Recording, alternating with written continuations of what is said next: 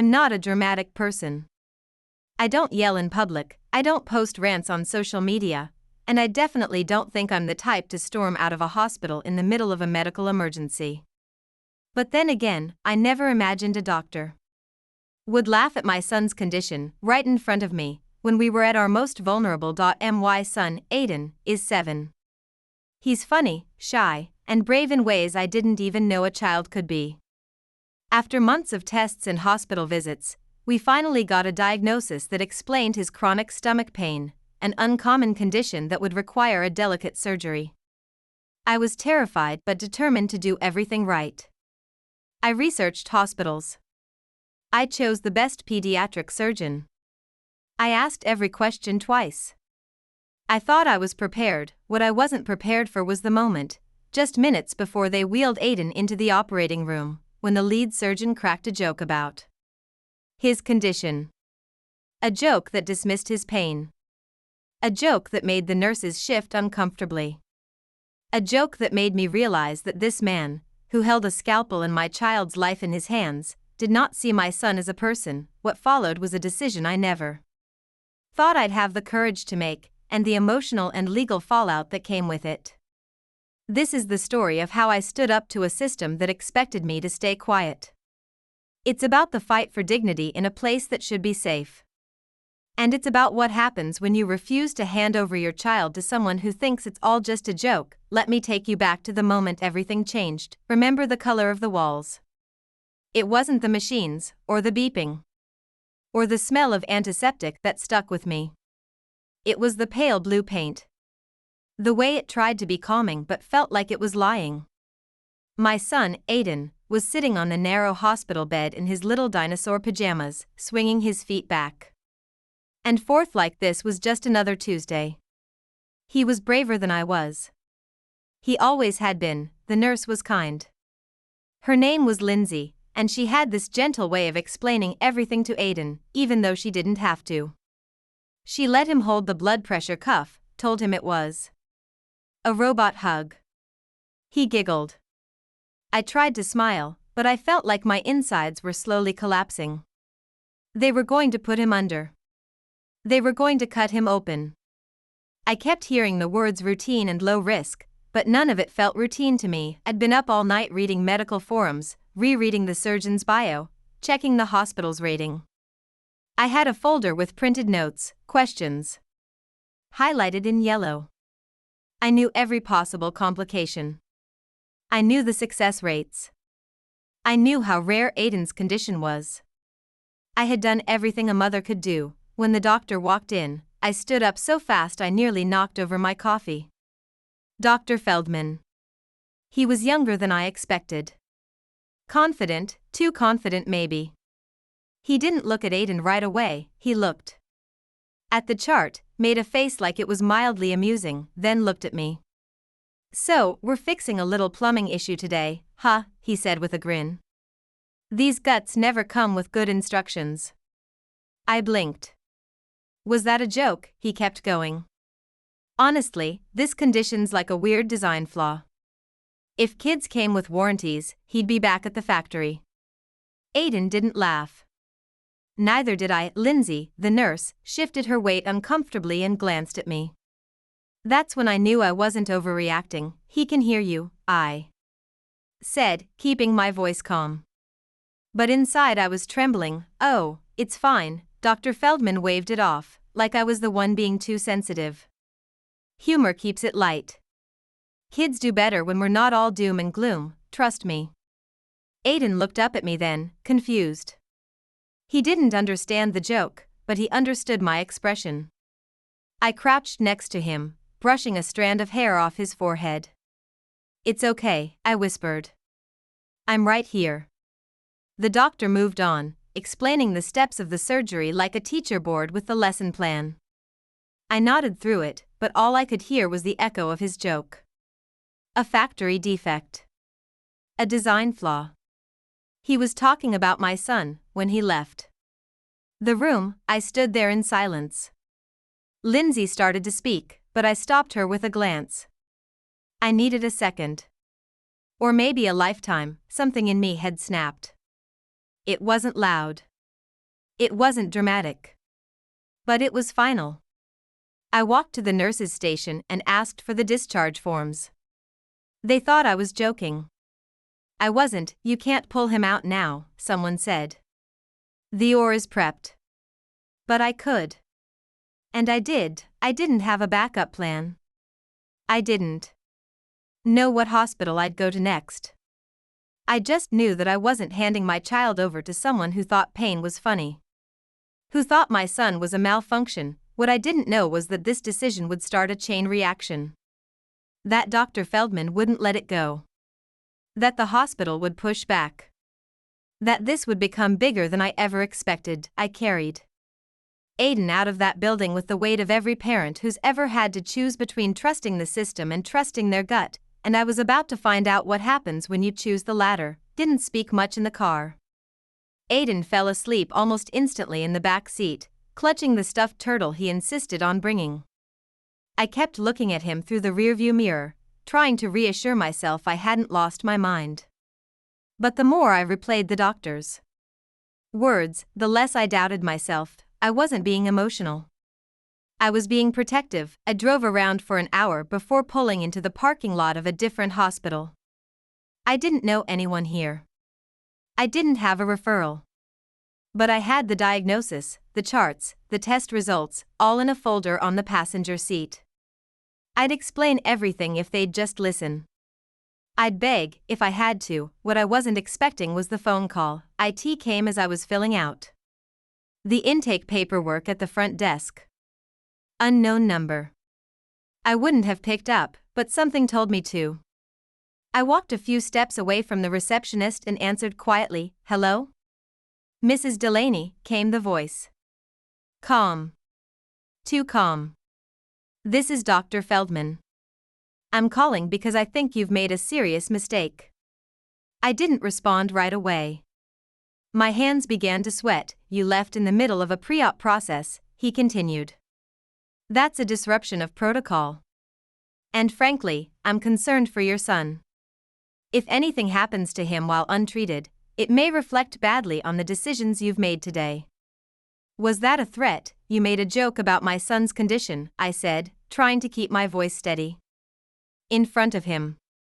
Right before surgery. "That's not protocol either, doctor." He chuckled. He actually chuckled. "Look, some parents don't handle stress well. I get it. But pulling him out like that, it's irresponsible." That word hit me like a slap. I ended the call without another word. My hands were shaking now, but not from fear. From rage. That was the moment I realized this wasn't just about a bad joke. This was about control. He didn't like that I'd taken it away from him. The receptionist looked up. "Everything okay?" I nodded, even though it wasn't. But I finished the forms. Aiden deserved better than arrogance wrapped in a white coat. An hour later, a new doctor came to evaluate him. Dr. Mehta. She didn't rush. She didn't smile like it was a performance. She knelt next to Aiden's chair and asked him how he was feeling, not what was wrong, but how he was. He told her his tummy still hurt. She said, "I believe you." And just like that, the knot in my chest loosened a little, but the relief didn't last. The next morning, I got a voicemail from a number I didn't recognize. It wasn't Dr. Feldman this time. It was someone from the original hospital's legal department. They wanted to schedule a conversation about what, they didn't say. I played the message twice. My stomach dropped. Was I being accused of something? I thought I was protecting my child. Was I now being made to look unstable? Irresponsible? I had a paper trail. I had witnesses. I had that nurse, Lindsay. Would she back me up? I didn't. No, but something told me I wasn't done fighting yet, because when institutions are embarrassed, they don't apologize. They defend themselves, and I was starting to realize just how far they were willing to go to protect their reputation. I didn't return the legal department's call. Not immediately. I wasn't ready to talk to anyone who was trained to twist my words. I needed time to think, to prepare, to make sure I wasn't overreacting, but also to make sure I wasn't about to be bullied into silence. That night, after I got Aiden to sleep in the pediatric unit of the new hospital, I sat in the chair next to his bed and stared at my phone. I replayed the voicemail one more time. It was carefully worded, coldly polite. They wanted to clarify the events of the previous day. Not investigate. Not apologize. Clarify. That was the word they used. I was about to turn my phone off when it buzzed in my hand. A text. Unknown number, this is Lindsay. I hope it's okay I'm reaching out. I stared at the screen for several seconds. Lindsay. The nurse. I hadn't even remembered her last name. I typed back, fingers trembling, of course. Is everything all right? She called me a minute later. Her voice was low, like she was whispering from a closet. I'm sorry, she said. I wasn't sure if I should reach out. But I've been thinking about what happened. And what he said. I didn't say anything. I just listened. You weren't overreacting, she continued. He made me uncomfortable, too. That joke, it wasn't just inappropriate. It was dismissive. Like your son's condition was. A punchline. I felt tears in my eyes. Not from sadness, just from the overwhelming relief of being believed. I've been working there 5 years, she said. I've seen how things get buried. How complaints vanish. But this time, I wrote it down. I filed an incident report. I named him. I was stunned, she sounded nervous. I don't know what will happen. They may try to downplay it. They always do. But I just thought you should know, you're not alone in this. That call gave me the courage I didn't know I needed. The next morning, I called the hospital back. Not the legal team. I called the patient advocacy office. I calmly explained what had happened, and I said I wanted a record of my formal complaint. I used the word documentation 4 times. I made sure they knew I wasn't just venting. I was building a file. 2 hours later, I got another call. This time, it was a reporter, said my name had been passed along by someone who wanted to stay anonymous. He asked if I'd be willing to talk about what happened. Off the record. At first, he added. Just to understand the story. I hesitated. My first instinct was to say no. I didn't want Aiden's name dragged into the media. I didn't want his medical issues to become a headline, but I also knew that if I stayed quiet, they'd write the story themselves. Maybe even spin it. Maybe even paint me as unstable. Overreactive. Hysterical. I agreed to meet. We sat at a coffee shop 2 blocks from the new hospital. I didn't give many details about Aiden. I kept the focus on the moment, the joke, the environment, the phone call from Dr. Feldman. I told him about Lindsay. About the incident report. He listened. He took notes. And before he left, he asked me one last question. Would you be willing to go on the record if it came to that? I looked at him and said the one thing I was sure of, if it helps another parent walk out of a room when something feels wrong, yes. What I didn't know was that someone else was already working to discredit me, because when I got back to the hospital that afternoon, the receptionist at the children's wing pulled me aside. There was a call for you earlier, she said, awkwardly. Someone asking if you were here. They said they were confirming an appointment, but it felt strange. Who? I asked. She handed me a sticky note. The name on it wasn't familiar. But the number matched the area code of the original hospital. Someone was looking for us, and they weren't using the front door anymore. I knew the number wasn't random. Hospitals don't casually make personal calls without reason, and strangers don't pretend to be confirming appointments unless there's something they're not supposed to say out loud. Someone was trying to keep tabs on me. I just didn't know why, or how far they were willing to go. I called the number back from a burner app. It rang twice, then a voicemail picked up. You've reached the administrative office of then it cut off. No name. No department. Just silence. But it was enough. I saved the recording. I was beginning to document everything, like a paranoid person. Only now I understood that paranoia is just another word for being right too early. 3 days later, Aiden's new surgical team scheduled his procedure. They were calm, transparent, and respectful. Not once did anyone make a joke. Dr. Mehta even called the night before just to ask if I had any last-minute questions. "You're his advocate," she said. "You have every right to be careful." The surgery went well. It was textbook, they said. But the relief didn't last. Because the moment I let my guard down, I got the envelope. It was slid under my apartment door. No return address. No stamps. No handwriting. Just a plain manila folder sealed with a red paperclip. Inside were photocopies, pages from what looked like a hospital internal report. I sat on the floor, heart pounding, flipping through them. My name was everywhere. The date of the surgery that never happened. The incident. But the wording wasn't neutral. It wasn't factual. It was designed to frame me. Parent exhibited erratic behavior. Unnecessarily disrupted scheduled care, challenged medical expertise without clinical basis. They'd rewritten the narrative. Nowhere in the file was the word joke. Nowhere was Dr. Feldman's name attached to any inappropriate comment.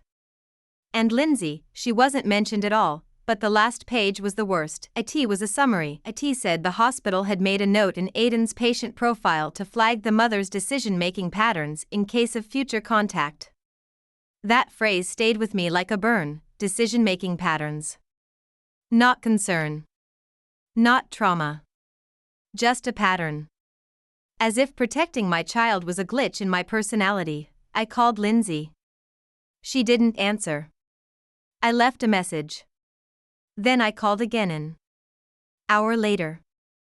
This time, her voice came through, quiet, hurried. "I got suspended," she said. "Administrative leave. They said I violated protocol by contacting a former patient." My stomach turned. "They know you talked to me?" She didn't answer. But silence can scream louder than words. I sat on the couch that night watching Aiden sleep.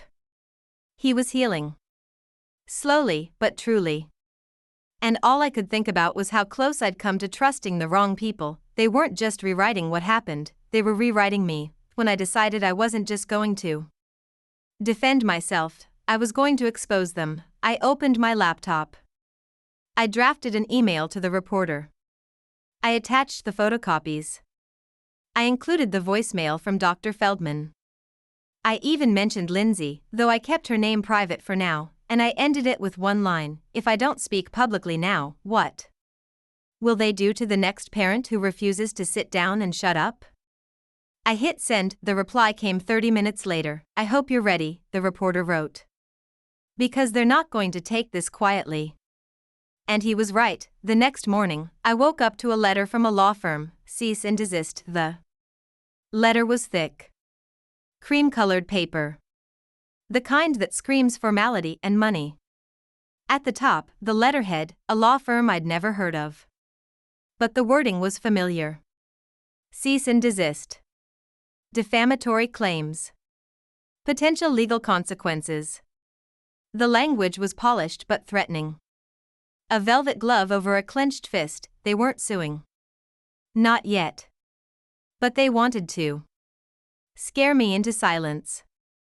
They wanted to remind me that they had lawyers, a budget, and a reputation to protect. I had none of that. Just a phone full of recordings, a copy of an internal report that fell into my hands, and the gut-deep certainty that I wasn't crazy. Read the letter twice. Then I slid it into a drawer and didn't touch it again. Instead, I took Aiden to the park. It was the first time in weeks that I let him run freely. He laughed as he climbed the jungle gym, still a little slower than before, but stronger. Healing. Whole. I sat on a bench and watched him. I let the sun hit my face and made a promise. I would not let them rewrite the story. Not his, not mine. That afternoon, the article went live. The reporter had done his work. He didn't just write a piece about one incident, he dug deeper. He spoke to other families, former nurses, even a retired doctor who admitted the hospital had a culture of untouchability. The article didn't name Aiden, and it didn't mention Lindsay directly. But it painted the picture. Clearly. Honestly. Powerfully. The headline was brutal in its simplicity. Doctor jokes about child's condition, mother walks out. Hospital tries to erase it. It exploded online. The comments came fast. Some accused me of being dramatic. Most didn't. Most were furious. Mothers, fathers, nurses, patients. People who'd had their own moments of doubt and kept quiet. People who didn't know you could walk out. People who'd been told to stop making trouble and later regretted it. My inbox filled with stories. One woman wrote, I left a pediatric office after the doctor mocked my son's stutter.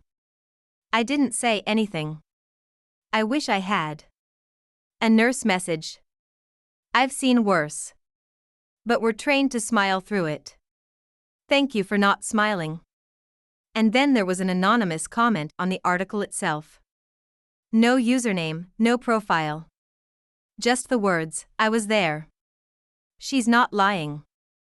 I'll never know if that was Lindsay. The hospital issued a statement within a week. It was exactly what I expected. Committed to patient care.